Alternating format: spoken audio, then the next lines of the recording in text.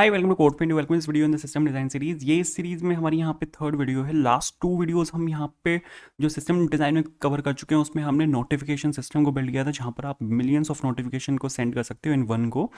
और यहाँ पर हमने सिस्टम डिज़ाइन देखा था व्हाट्सएप का। तो एक सिंपल एक चैटिंग एप्लीकेशन कैसे काम करती है उसका हमने यहाँ पे सिस्टम डिज़ाइन देखा था, और ये हमने देखा था विद अ प्रैक्टिकल एप्लीकेशन। हमने एक मंथ एक प्रोजेक्ट बनाया था जो कि था यहाँ पे व्हाट्सएप वेब क्लोन। उसको हमने सिस्टम डिज़ाइन किया था, तो आप ये वाली वीडियो भी चेकआउट कर सकते हो। ये इस सीरीज़ में यहाँ पे थर्ड वीडियो है जहाँ पर हम यूनिक आईडी जनरेटर बनाएंगे। यूनिक आईडी जनरेटर बेसिकली होता क्या है, अगर जैसे अगर आपने डेटाबेस में कोई भी एक डेटा को स्टोर कराया है, सपोज आपने यूज़र का डेटा स्टोर कराया है डेटाबेस में, तो एक पर्टिकुलर यूज़र को आइडेंटिफाई करने के लिए आपको एक आईडी चाहिए होगी। सपोज आपके पास डेटाबेस में 1000 यूज़र्स हैं। इन 1000 यूज़र्स को यूनिकली आइडेंटिफाई करने के लिए आपको हर यूज़र पे एक आईडी चाहिए। सपोज हमने चैटिंग एप्लीकेशन को क्लोन किया था, जहाँ पर हमने व्हाट्सएप वेब क्लोन बनाया था, तो वहाँ पर हमारे पास मैसेजेस थे एंड आपको हर एक मैसेज पे एक आईडी चाहिए, ताकि आप हर एक मैसेज को आप यूनिकली आइडेंटिफाई कर सको। अगर आपको कुछ भी अगर आपको करना है, सपोज आपको किसी यूज़र को अपडेट करना है, आपके 1000 यूज़र्स हैं, आपको एक पर्टिकुलर यूज़र को अपडेट करना है, तो आप उस पर्टिकुलर आईडी की हेल्प से कर सकते हो। आपको एक पर्टिकुलर मैसेज को फाइंड आउट करना है, आपके पास सपोज लैक्स ऑफ मैसेजेस हैं एंड आपको यहाँ पे इनमें से सिर्फ एक पर्टिकुलर मैसेज को फाइंड आउट करना है, तो आप इस आईडी की हेल्प से कर सकते हो। तो आईडी काफ़ी यूजफुल है। आईडी हम जनरली हम आईडीज़ का यूज़ करते हैं। अगर मैं आपको यहाँ पे कुछ एप्लीकेशन दिखाऊँ, जैसे हमने एक प्रोजेक्ट बनाया था, मंथ से एक एप्लीकेशन थी क्रेड एप्लीकेशन, जहाँ पे फ्रंट एंड था आपका रिएक्ट जेएस से, बैक एंड था हमारे यहाँ पे नोड जेएस और एक्सप्रेस जेएस, और हमने यहाँ पे डेटाबेस यूज़ किया था मोंगोडीबी। तो यहाँ पर भी हम हमारे पास आईडी है, ठीक है। हम मैंने मेरे पास यहाँ पे जो यूज़र टेबल है उस पर मैंने यहाँ पे आईडी लगाई थी। सेम चीज़ हमने यहाँ पे क्रेड एप्लीकेशन में बनाई थी with the help of react JS. Front end में रिएक्ट जेएस था, बैक एंड में यहाँ पर था spring boot and hibernate. And आप यहाँ पे देखो तो जो स्प्रिंग बूट एंड हाइबरनेट है वहाँ पर भी मैंने एक आईडी ली थी। तो यहाँ पर ये आईडी हमने ली हुई है, तो हमें यही आईडी को जनरेट करना है। सपोज मेरे पास यहाँ पे कुछ रिक्वायरमेंट्स हैं और उन रिक्वायरमेंट्स के बेसिस पर मेरे को यहाँ पे आईडीज़ को जनरेट करना है। जैसे सबसे पहली रिक्वायरमेंट क्या है, आईडीज़ हमेशा यूनिक होती हैं, ठीक है। ये रिक्वायरमेंट ना भी होती तो भी आईडीज़ हमेशा यूनिक होती हैं। दूसरी चीज़, आईडीज़ जो होनी चाहिए should be increment by time होना चाहिए। मतलब जो लेटेस्ट आईडी है वो लार्जर है देन उसके प्रीवियस वाली आईडी। जैसे अगर कोई एक आईडी आपकी जनरेट हुई है 3 बजे और एक आईडी आपकी जनरेट हुई है 4 बजे, तो ये जो आईडी का नंबर होगा ये कम होगा और ये जो आईडी का नंबर होगा ये ज़्यादा होगा। सिंपल सा यहाँ पे मीनिंग इसका ये है। इसका फ़ायदा क्या है, अगर आप इंक्रीमेंट बाय टाइम इसको रखते हो ना, तो इसका सबसे बड़ा फ़ायदा आता है चैटिंग एप्लीकेशन में, जहाँ पर आपको मैसेजेस को डिस्प्ले करवाना होता है। अगर आपको मैसेजेस को डिस्प्ले करवाना है तो आपकी अगर आईडीज इंक्रीमेंट बाय टाइम है, तो जो सबसे बड़ी आईडी होगी वो सबसे लेटेस्ट मैसेज होगा। तो यहाँ पे चैटिंग एप्लीकेशन में इसका सबसे बड़ा फायदा आता है। फिर यहाँ पर आपको 10,000 आईडीज जनरेट करनी है पर सेकेंड, और जो आईडीज होनी चाहिए वो सिर्फ न्यूमरिक होनी चाहिए। दूसरी चीज, जो आपकी आईडी होनी चाहिए वो 32 बिट नहीं होनी चाहिए, वो आपकी 64 बिट होनी चाहिए। तो ये मेरे पास यहाँ पे कुछ रिक्वायरमेंट्स हैं और हमें यहाँ पे इन रिक्वायरमेंट्स को फुलफिल करना है। तो एक डिज़ाइन हमें यहाँ पे प्रपोज करना है जिसकी हेल्प से हम यहाँ पे ये सभी जो रिक्वायरमेंट्स हैं वो हम यहाँ पे फुलफिल कर सकते हैं। अब आपने है ना यहाँ पे एक चीज़ देखी होगी, हम यहाँ पे ऑटो इंक्रीमेंट का यूज़ करते हैं, ठीक है। माईसीक्वल या मोंगोडीबी आप अगर कुछ भी यूज़ कर रहे हो तो वहाँ पे ऑटो इंक्रीमेंट का एक फीचर होता है, और हम हमेशा जो आईडीज़ हैं उनको ऑटो इंक्रीमेंट करते हैं। जैसे मैंने भी जो प्रोजेक्ट बनाए हुए हैं ना, मैं आपको यहाँ पे कुछ प्रोजेक्ट्स दिखाता हूँ, उनमें मैंने ऑटो इंक्रीमेंट का ही यूज़ किया था। जैसे हमने एक मंस्टैक एप्लीकेशन बनाई थी जो कि थी क्रेड एप्लीकेशन, और क्रेड एप्लीकेशन में मैंने यहाँ पे मोंगोडीबी का यूज़ किया था एंड मोंगोडीबी पे मैंने यहाँ पे ऑटो इंक्रीमेंट लगाया था। ये यहाँ पे मैंने ऑटो इंक्रीमेंट प्लगइन का यूज़ किया था जो आया था यहाँ पे मोंगोज ऑटो इंक्रीमेंट से, और जो ऑटो इंक्रीमेंट प्लगइन था वो मैंने यहाँ पे सीधा जो यूज़र कलेक्शन थी उस पर लगा दिया था। एंड यहाँ पे मेरे को आईडी को मेंटेन करने की ज़रूरत ही नहीं थी, क्योंकि यहाँ पे मोंगोडीबी अपने आप उस आईडी को ऑटो इंक्रीमेंट कर रहा था। सिमिलरली ये काम हमने किया था यहाँ पे माईसीक्वल की हेल्प से भी। हमने यहाँ पे एक एनोटेशन का यूज़ किया था स्प्रिंग बोट में, जो कि थी जनरेटेड वैल्यू, और यहाँ पे जनरेशन टाइप मैंने यहाँ पे ऑटो डाल दिया था। तो ये यहाँ पे मेरे को न्यूमरिक वैल्यू 1 2 3 4 5 या जो भी था वो सब ये यहाँ पे मेरे को दे रहा था। तो आप इसकी हेल्प से भी कर सकते हो। लेकिन बताइए इससे प्रॉब्लम क्या है, आप यहाँ पे इसकी हेल्प से कर तो दोगे, लेकिन ये सिर्फ तभी काम करेगा, ऑटो इंक्रीमेंट सिर्फ तभी काम करेगा जब आपके पास एक सेंट्रलाइज डेटाबेस होगा, ठीक है। अगर आपके पास एक ही डेटाबेस है, आपके पास सपोज यहाँ पे 3 4 सर्वर्स हैं, या आपके पास यहाँ पे 3 4 सर्वर्स हैं, 3 4 सर्वर्स का यहाँ पे सिर्फ एक ही डेटाबेस है, या सपोज एक सर्वर भी है और यहाँ पे सिंगल डेटाबेस है, ये सिर्फ तभी वर्क करेगा। सपोज आपके पास यहाँ पे ये एक वेब सर्वर है और एक ही यहाँ पर सेंट्रलाइज आपके पास यहाँ पे डेटाबेस है। मतलब मैं यहाँ पे ये कहना चाहता हूँ कि जो ऑटो इंक्रीमेंट फीचर है वो सिर्फ तभी काम करेगा जब आपके पास यहाँ पे सेंट्रलाइज डेटाबेस होगा। अगर आपके पास डेटाबेस सेंट्रलाइज नहीं है तो ये वर्क नहीं करेगा। सपोज मैं आपको अगर यहाँ पे एक चीज़ दिखाऊँ, मेरे पास सपोज यहाँ पे ये एक वेब सर्वर है एंड मेरे पास यहाँ पे डिस्ट्रीब्यूटेड सिस्टम है। डिस्ट्रीब्यूटेड सिस्टम मतलब मेरे पास यहाँ पे मल्टीपल डेटाबेस है। अगर मेरे पास यहाँ पे मल्टीपल डेटाबेसेस हैं तो आपका जो ऑटो इंक्रीमेंट वाला आपका फीचर है वो यहाँ पे खत्म हो जाएगा, ठीक है, क्योंकि ये सब यहाँ पे अलग अलग इंक्रीमेंट कर रहे होंगे। ये सपोज अगर आपका ऑटो इंक्रीमेंट 1 से स्टार्ट हो रहा है तो ये भी 1 से स्टार्ट होगा, ये भी 1 से स्टार्ट होगा, ये भी 1 से स्टार्ट होगा। तो ये जो ऑटो इंक्रीमेंट है इन डिस्ट्रीब्यूटेड सिस्टम ये फेल हो जाता है। अगर आपके पास एक वेब सर्वर है और एक ही डेटाबेस है, मतलब वेब सर्वर मल्टीपल हो सकते हैं, एक भी हो सकता है, कोई दिक्कत नहीं है, लेकिन डेटाबेस सिर्फ एक ही है, तो ऑटो इंक्रीमेंट यहाँ पे चल जाएगा क्योंकि यहाँ पर आपके पास ये सेंट्रलाइज डेटाबेस है। लेकिन अगर आपके पास यहाँ पे डिस्ट्रीब्यूटेड सिस्टम है तो उस केस में ये आपका यहाँ पे फेल हो जाता है। एक अप्रोच पता है यहाँ पे क्या हो सकती है? अगर डिस्ट्रीब्यूटेड सिस्टम में ऑटो इंक्रीमेंट कैसे वर्क कर सकता है, अगर इसका मैं आपको यहाँ पे एग्जांपल दूँ तो यहाँ पर है ना, आप यूज़ कर सकते हो मल्टी मास्टर एप्लीकेशन का।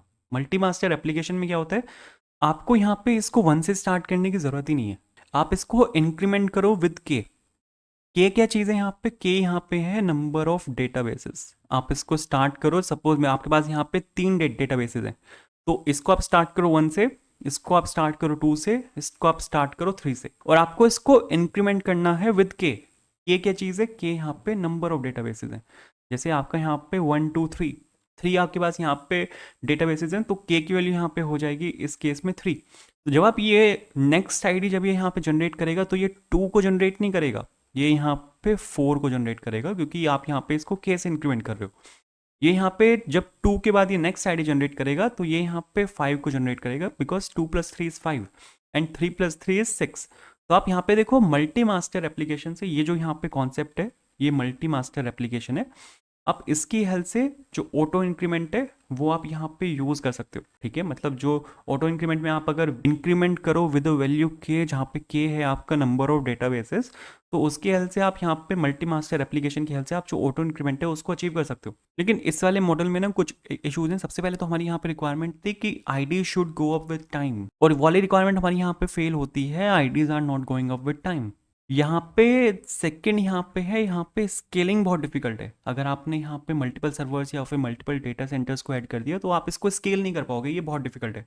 इसके बाद जो सेकंड मॉडल है वो है यहाँ पे UUID। आई होप आपने नाम सुना होगा, बहुत फेमस एक पैकेज। अगर आपने रिएक्ट में काम किया है या किसी भी लैंग्वेज में अगर आपने काम किया है, बैकएंड में भी अगर आपने काम किया विद Node.js, Express.js, तो UUID एक बहुत एक फेमस पैकेज है। UUID करके आप यहाँ पे इंपोर्ट करते हो V4 एज UUID।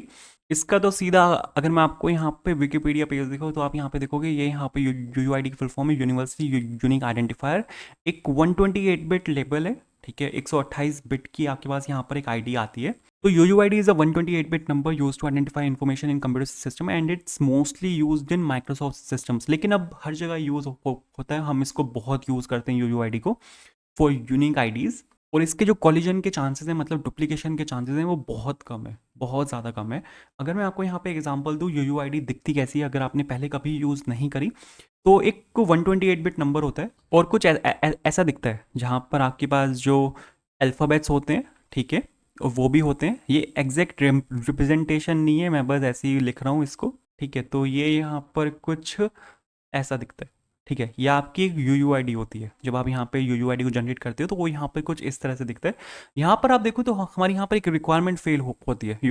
UUID वैसे काम कर जाएगा, कोई भी दिक्कत नहीं है। अगर आपको एक यूनिक आइडेंटिफायर चाहिए तो आप वहाँ पे सर्टेनली आप वहाँ पे UUID का यूज़ कर सकते हो। अगर आप फ्रंट एंड में काम कर रहे हो तो एक पैकेज है UUID जो आप NPM की हेल्प से इंस्टॉल कर सकते हो, फ्रंट एंड में और बैक एंड में दोनों जगह, यूजिंग Node.js और यूजिंग NPM। आप यहाँ पे इसको डाउनलोड कर सकते हो, और यहाँ पे जैसे कि मैंने आपको बताया था इंपोर्ट V4 एज UUID करके आप यहाँ पे UUID को इंपोर्ट कर सकते हो और सीधा UUID एज अ फंक्शन आप यहाँ पे इसको यूज़ कर सकते हो, तो आपको ये वाली आईडी वो देगा।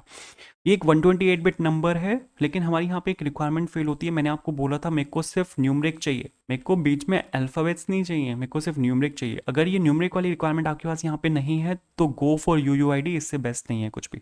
UUID के बहुत फ़ायदे हैं। जैसे सबसे बड़ा फ़ायदा तो UUID का यहाँ पर ये है कि आपको यहाँ पे सर्वर के बीच में कोऑर्डिनेशन नहीं चाहिए। मतलब मतलब अभी इससे पहले हमने जो मॉडल देखा था उसमें हमने ये देखा था कि सर्वर से जब यहाँ पे हिट आती है उसके बाद यहाँ पे जो आईडी है वो इंक्रीमेंट होती है। सपोज ये 1 है, ये 2 है, उसके बाद जो आईडी है वो 3 है और ये 4 है। तो सर्वर के हिट के बाद यहाँ पे जो आईडी है वो इंक्रीमेंट होती है, लेकिन यहाँ पे सर्वर का कोई रिलेशन ही नहीं है। यूयूआईडी इंडिपेंडेंटली काम करती है, तो उसका सर्वर से कोई रिलेशन नहीं है। ये यहाँ पे यूयूआईडी को आप इंडिपेंडेंटली जनरेट कर सकते हो। लास्ट जो हमने पढ़ा था उसमें स्केलिंग का इशूज था, लेकिन यहाँ पे ये सर्वर इंडिपेंडेंट है तो यहाँ पे स्केलिंग का कोई इशू ही नहीं है। आप इसको जितना मर्जी चाहे उतना मर्जी स्केल कर सकते हो। लेकिन यहाँ पे फिर से वही चीज़ आती है कि आपकी रिक्वायरमेंट के ऊपर डिपेंड करता है कि आप यूयूआईडी यूज़ कर पाते हो या नहीं कर पाते। सपोज आपके सिस्टम की रिक्वायरमेंट है 64 बिट की, या फिर आपकी जो सिस्टम की रिक्वायरमेंट है वो 32 बिट की है, तो यहाँ पे यूयूआईडी यहाँ पे फेल हो जाएगा, क्योंकि यूयूआईडी यहाँ पे जनरेट करता है 128 बिट। मैंने आपको बिल्कुल स्टार्टिंग में जो रिक्वायरमेंट बताई थी उसमें मैंने आपको बताया था कि मेरे को 64 बिट की आईडी चाहिए। मेरा जो सिस्टम है वो सिर्फ 64 बिट को सपोर्ट कर सकता है, तो यूयूआईडी यहाँ पे इस केस में फेल कर जाएगा। दूसरी चीज़ मैंने आपको बोला था कि मेरे को सिर्फ न्यूमरिक चाहिए, ठीक है। अगर आपकी ये दोनों कंडीशन नहीं है कि आपको 64 बिट चाहिए या फिर सिर्फ न्यूमरिक चाहिए, देन गो फॉर यूयूआईडी। लेकिन मेरे पास यहाँ पे दो रिक्वायरमेंट्स हैं कि मेरे को 64 बिट चाहिए और न्यूमरिक चाहिए, तो आई कांट यूज़ यूयूआईडी, ठीक है। तीसरा मॉडल हमारे पास यहाँ पर है टिकट सर्वर। मैंने आपको स्टार्टिंग में बताया था कि आप ऑटो इंक्रीमेंट का यूज़ कर सकते हो, ठीक है। हम यहाँ पे ऑटो इंक्रीमेंट का यूज़ कर सकते हैं, लेकिन ऑटो इंक्रीमेंट का यूज़ आप सिर्फ तब कर सकते हो जब आपके पास यहाँ पर एक सेंट्रलाइज डेटाबेस है।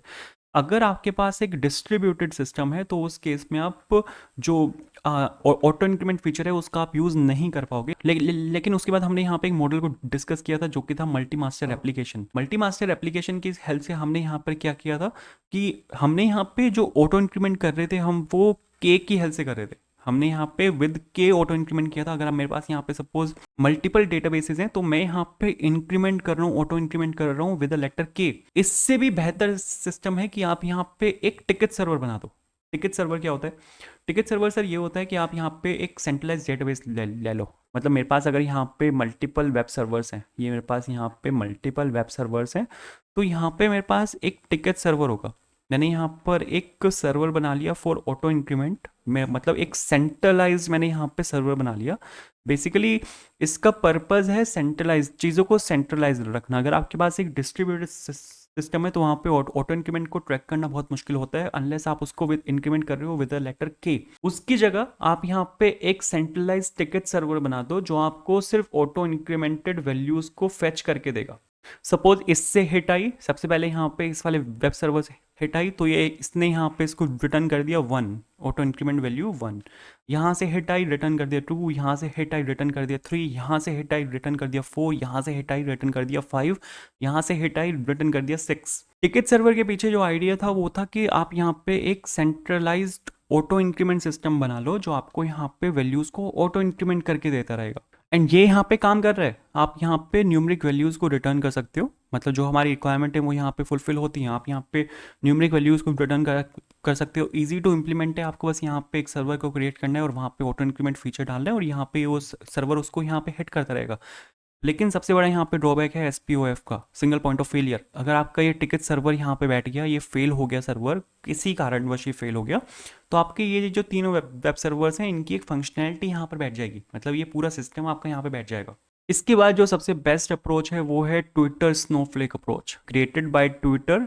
ट्विटर ने ये अप्रोच को क्रिएट किया था to generate some unique IDs and Twitter snowflake IDs ये यहाँ पे सबसे बेस्ट अप्रोच है। कैसे काम करती है? सबसे पहले इसका मैं आपको विकिपीडिया पेज दिखाता हूँ क्योंकि यहाँ पर मेरे को डायग्राम चाहिए होगा, तो डायग्राम सीधा विकिपीडिया दे देगा मेरे को। एंड अगर आप यहाँ पे देखो तो snowflake IDs are a form of unique identifier used in distributed computing. अगर आपकी रिक्वायरमेंट डिस्ट्रीब्यूटेड सिस्टम्स की है तो स्नोफ्लेक अप्रोच आपके पास यहाँ पे बेस्ट अप्रोच है। Created by Twitter, the format was created by X formally Twitter and is use for the IDs of the tweets. मैंने आपको एक चीज़ बोली थी बिल्कुल स्टार्टिंग में, वहाँ पे मैंने रेफरेंस दिया था आपको चैटिंग एप्लीकेशन का, जहाँ पर आपके पास अगर आप एक चैटिंग एप्लीकेशन को बिल्ड कर रहे हो तो वहाँ पर आपको यूनिक आईडीज चाहिए। आपको जो अपनी चैट से उनको ट्रैक करना पड़ेगा।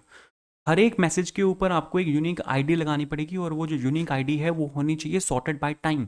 सिमिलरली आपको यहाँ पे हर एक ट्वीट को आइडेंटिफाई करने के लिए एक आईडी चाहिए। जो कॉन्सेप्ट्स मैंने आपको चैटिंग एप्लीकेशन समझाया था कि आपको हर एक मैसेज को आइडेंटिफाई करने के लिए एक यूनिक आईडी चाहिए, सिमिलर कॉन्सेप्ट यहाँ पर है। आपको हर एक ट्वीट को आइडेंटिफाई करने के लिए एक आईडी चाहिए। इसी आईडी के लिए यहाँ पर ट्विटर ने डेवलप किया था ट्विटर स्नोफ्लेक अप्रोच। ये काम कैसे करता है, इसमें हम क्या करते हैं, instead of generating the ID directly, हम यहाँ पे अपना जो आईडी है उसको कुछ सेगमेंट्स में, कुछ सेक्शंस में डिवाइड करते हैं। जैसे अगर आपको मैं यहाँ पे नीचे आके दिखाऊँ, ये हमारे पास यहाँ पे कुछ सेक्शंस हैं। ये अपने पास यहाँ पे प्रॉपर 64 बिट होता है, ठीक है, 64 बिट अपने पास यहाँ पे आईडी है, जहाँ पर अपने पास ये ऑफसेट है। ऑफसेट अगर आप एक बारी को निकाल दो, इसको हटाते हैं फिलहाल के लिए, अपने अपने पास यहाँ पर ये एक ऑक्टेट है। ये जो यहाँ पे होता है ये 1 बिट होता है। उसके बाद अपने पास यहाँ पर ये होता है, अपने पास यहाँ पे टाइम स्टैम्प। ये डायग्राम थोड़ा सा क्लियर नहीं है क्योंकि ये आपका यहाँ पे 41 बिट होता है। यहीं पर ही साइड में मशीन आईडी होनी चाहिए थी और मशीन सीक्वेंस नंबर ये भी वहीं पर ही होना चाहिए था, ठीक है, क्योंकि ये आपका यहाँ पे 5 बिट होता है और ये आपका यहाँ पे 12 बिट होता है। मेरे को एक बेटर वो चाहिए, मेरे को एक बेटर डायग्राम चाहिए। मैं सीधा मैं यहाँ पे सर्च कर रहा हूँ ट्विटर स्नोफ्लेक, ठीक है, एंड मेरे को बस यहाँ पे इमेजेस में से बस एक डायग्राम दिखा उठाना है जो मेरी रिक्वायरमेंट को फुलफिल करता हो, करेक्ट, ये वाला डायग्राम चाहिए मेरे को, ठीक है। 41 बिट टाइम स्टैम्प है एंड 12 बिट सीक्वेंस नंबर है। तो यहाँ पे अपने पास नहीं, ये भी वर्क नहीं करेगा क्योंकि यहाँ पे डेटा सेंटर आईडी मिसिंग है। तो ये वाला डायग्राम चलेगा। मैं जो इमेज है उसको एक नई टैब में खोल लेता हूँ कि थोड़ा सा क्लियर हो जाए। नाइस। तो ये आपके पास यहाँ पर एक ट्विटर स्नोफ्लेक जनरेटेड आईडी है, ये 64 बिट होता है। 64 बिट का क्या मतलब है कि ये जो यहाँ पे नंबर्स हैं ये 64 हैं। अगर आप यहाँ से लेके यहाँ तक इसको काउंट करोगे तो ये 64 बैठेगा। मैं आपको दिखा भी दे देता हूँ, ये जो साइन बिट है इस पर अभी आएंगे क्या क्या चीज़ है। ये यहाँ पे 1 बिट का होता है, फिर ये आपके पास टाइम स्टैम्प यहाँ पे 41 बिट है, मशीन आईडी आपके पास यहाँ पे 5 बिट्स है, डेटा सेंटर आईडी आपके पास यहाँ पे 5 बिट्स है 12, और इंक्रीमेंटल काउंटर जो कि होता है यहाँ पे सीक्वेंस नंबर, ये आपके पास यहाँ पे 12 बिट्स है। तो ये कितना हो गया, 42 एंड 52 एंड 54 एंड 64, तो पूरा 64 बिट बैठता है यहाँ पे। तो ये एक 64 बिट आपके पास यहाँ पर आईडी है। अब एक एक चीज़ पर आते हैं कि ये यहाँ पे एक्चुअल में है क्या क्या। ये यहाँ पे साइन बिट है, साइन बिट यूज नहीं होती, this is reserve for future users, and ये डिस्टिंग्विश करने के काम आती है between signed and unsigned numbers. तो ये आपका हमेशा यहाँ पे जीरो ही रहेगा, ये जो वैल्यू है ये हमेशा यहाँ पे जीरो रहेगी। फिर आपके पास यहाँ पे टाइम स्टैम्प आता है। टाइम स्टैम्प यहाँ पे बहुत ज़रूरी है। अगर सपोज इस टाइम जो डेट है वो है यहाँ पे 21/04/2024 जब मैं वीडियो को रिकॉर्ड कर रहा हूँ, और जो टाइम है वो है यहाँ पे 14:16, ठीक है। तो आप जब इसको यहाँ पे टाइम, ये यहाँ पे प्रॉपर एक टाइम स्टैम्प है, आप इसको जब मिली सेकेंड्स में कन्वर्ट करोगे, ये टाइम स्टैम्प जब आप यहाँ पे मिली सेकेंड्स में कन्वर्ट करोगे तो एक 41 बिट नंबर यहाँ पे निकल के आता है। तो और इसको जब आप बिट्स में यहाँ पे कन्वर्ट करोगे तो ये कुछ यहाँ पे इस तरह से आएगा।